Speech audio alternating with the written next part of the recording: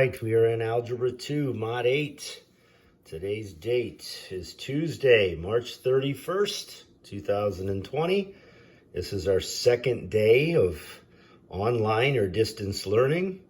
Guys, I'm asking you to, again, you're going to focus, pay attention, get out a nice clean sheet of paper, and you're going to be taking notes as if you were sitting in class following along with me on this paper I'm about to do.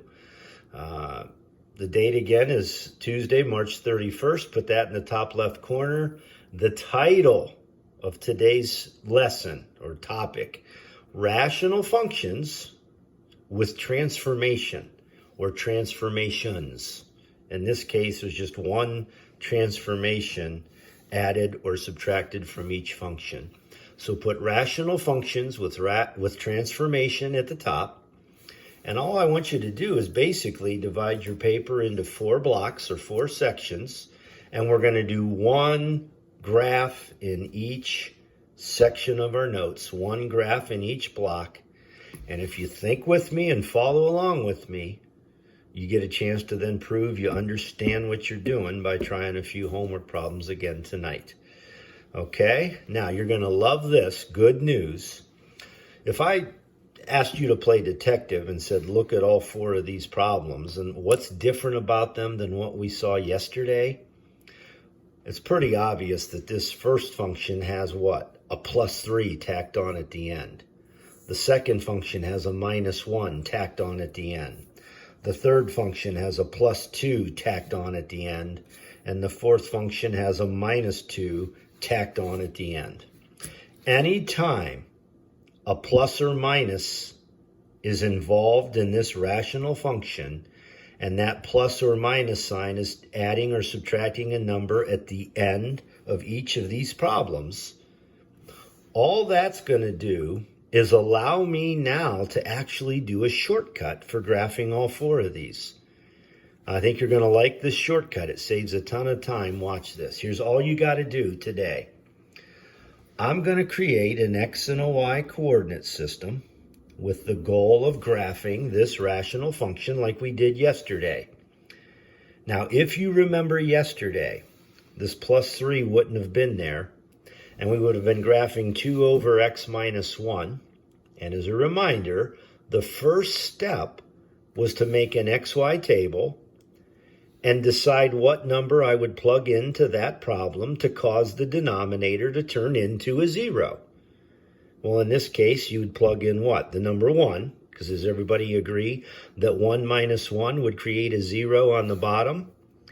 And that number that created a 0 on the bottom is where we would have then drawn that imaginary vertical line called a vertical asymptote. And then if you remember the procedure, it was a little bit tedious. You had to pick 3 numbers to the right and 3 numbers to the left of that asymptote to create a curve on each side. So we ended up plotting 7 points in each one of our pictures. Okay, good news. Here's all you've got to do today. All you're going to do is put a little note off to the side, write VA and HA, standing for vertical asymptote and horizontal asymptote. Now, the vertical asymptote is what we already learned yesterday and what I just spoke about. If I said, look at this problem, what number would cause the denominator to turn into a 0? Everybody would say 1. Agreed? Doesn't 1 minus 1 give you a 0 down on the bottom? So my vertical asymptote is at 1. So everybody's going to go over 1 and draw a nice, neat, imaginary wall, imaginary line going right through the number 1. Again, yesterday you would have picked 2, 3, and 4 as your 3 numbers to the right. You would have picked 0, -1, and -2 and plugged those in as your 3 numbers to the left. Today I got a shortcut. Because there's a number tacked on at the end, whatever that number at the end is the location of what's called your horizontal asymptote. So since this problem has a +3 at the end, my horizontal asymptote is on 3. It's whatever that sign and number are. Again, since it says plus 3, I have a horizontal asymptote up at 3. So you're going to go up 3, draw a horizontal asymptote right through that number. Oh, and now all you've got to do is draw, again, a picture to the right and a picture to the left, but you only need one dot to accomplish that and sketch your picture. Now, why is that the case? Watch this. Go make a little XY table down in the corner here. And if you had to give me one number to the right of this vertical asymptote, remember the vertical asymptote was going through 1? What one number would you pick to the right of that? Of course, you would pick 2. We'll go plug that number into this problem. What's 2 minus 1? 1. And 2 over 1 is 2. 2 plus 3 gives me what answer? 5.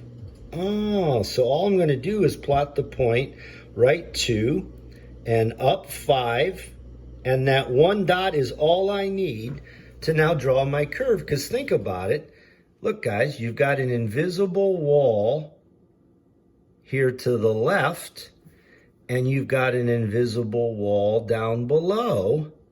So your curve gets closer and closer and closer to the vertical asymptote, and then comes down and gets closer and closer and closer to the horizontal asymptote or invisible wall.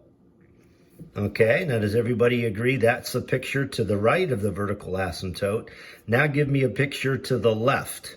So what one x-coordinate would be to the left of that wall, I think we'd all agree that that would be 0. Agreed, because 0 is to the left of 1. Plug 0 in. What's 0 minus 1? Negative 1.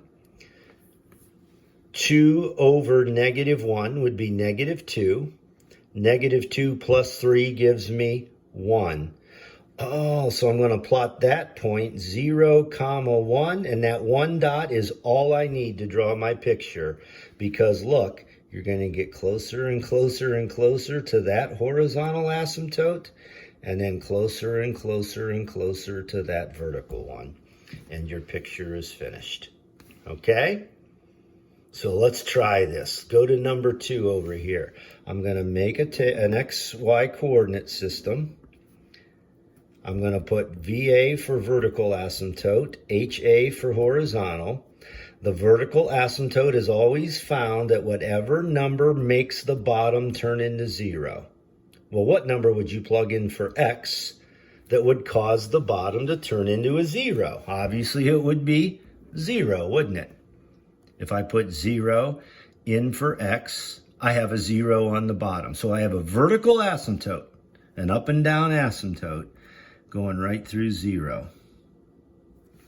Now, the horizontal asymptote is simply whatever this number at the end is. So since it says minus 1, my horizontal asymptote is, guess what? Negative 1. So I go down to negative 1 and draw a horizontal line from left to right, looking like that. So I need a picture to the right and a picture to the left. So I make a little table down here in the corner. Give me a number to the right of the vertical asymptote. You would say 1. If I take 1 and go plug it in, what's negative 4 over 1? That'd be negative 4. Minus 1 gives me negative 5. So I go right 1 and down 5. Remember, I have a vertical asymptote here at 0. That means this is going to go like that, because I'm also going to get closer and closer to the horizontal asymptote that way. Give me a number to the left of the vertical asymptote. You would pick negative 1. Negative 4 divided by negative 1 would be positive 4. Minus 1 would be what? 3. So I'm going to go plot the point negative 1 comma 3. That'd be left 1, up 3. That's the only dot I need, because remember, this horizontal asymptote is your invisible wall going from left to right, so my curve's going to get close to him. And then I'm not allowed to cross this asymptote either. I'm going to get closer and closer to him. and my picture is again complete.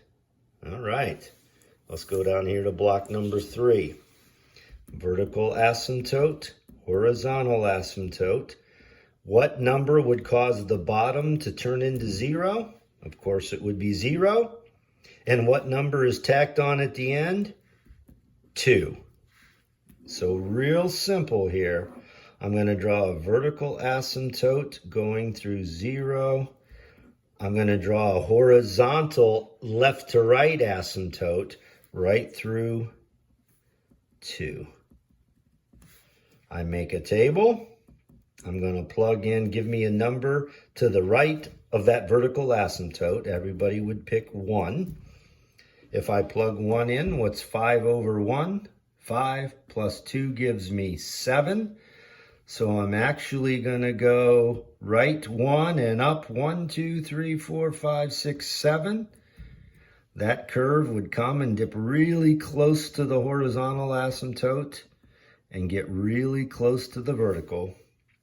And then if I pick a number to the left of that imaginary wall, I would pick -1. 5 over -1 is -5 plus 2 gives me -3. So I'd go left 1 and down 3. Once again, since my vertical asymptote is going through 0, he's going to get close to that invisible wall, and he'll take a turn and eventually get close to the horizontal invisible wall going that way. And finally, the last one, and we're done. You're doing great. If you were going to do this on your own, could you do the problem like I just did those 3? This is your last chance to learn, and then you're going to try your homework. If I get done with this problem and you still don't understand it, guess what? You can start over, hit play, and watch the whole explanation again if you have to. Hopefully you're good, though. Vertical asymptote, horizontal asymptote. Ooh, a little bit tougher here. What number would I plug in for x that would make the whole bottom turn into a 0? I'll let you think about that for a second. Wouldn't it be 2.5? Think about it. What's 2 times 2.5? That'd be 5, wouldn't it? And 5 minus 5 creates a 0 on the bottom. The horizontal asymptote is, again, whatever number's at the end, which is -2. So picture-wise, I'm going to draw a vertical asymptote. That means an up and down asymptote at 2.5. So it would go right through 2.5 and look like that. I'm going to draw a horizontal, a left to right asymptote through -2. I'm going to make my little XY table way up here out of the way. Give me a number to the right of that vertical asymptote. Everybody would probably pick what? 3. What's 2 times 3? 6. Minus 5 is 1. 1 over 1 is 1. 1 minus 2 is -1. So I would go right 3 and down 1. And all I need is that 1 dot, because remember what's happening. He's going to get really close to this invisible wall, and he's going to get really close, but is not allowed to cross over that invisible wall there. Give me a number to the left of the asymptote. Everybody would probably pick 2. What's 2 times 2? 4. Minus 5 is -1. 1 over -1 is -1. -1 minus 2 is -3. So I would go right 2 and down 3. And that 1 dot is all I need, because guess what? He's going to get close. Let me move that up. He's going to get close to that wall and come up and get close, but is not allowed to cross that wall. And I did it. My graphs always look like they're twin brothers or twin images of each other. Okay? That's the shortcut for graphing rational functions. You're going to get out a nice clean sheet of paper or flip this to the back. And your homework is going to be these 4 problems right here. So if you want to hit pause on your camera and take a look, it's going to be 1, 2, 3, 4 questions. show the work, write your vertical asymptote, your horizontal asymptote, draw a picture, draw your asymptotes, create a couple of points on an XY table, and give me nice, neat pictures for those four. Do the best you can. Since today is Tuesday the 31st, this is due Wednesday, April 1st at noon. So you've got all the way till tomorrow at noon to scan this and email it to me, or take a picture on your phone and email it to me from there. And we'll grade your homework assignments for not only attempting to do them, and you get points for completion, but you also get a few points for correctness. And that's how you're going to get evaluated on each topic until we can finally get back to school and take some tests and quizzes. But for right now, we're just going to go a day at a time, grading your homework and building your grade based on how you perform on that. Okay? Thanks. See you tomorrow.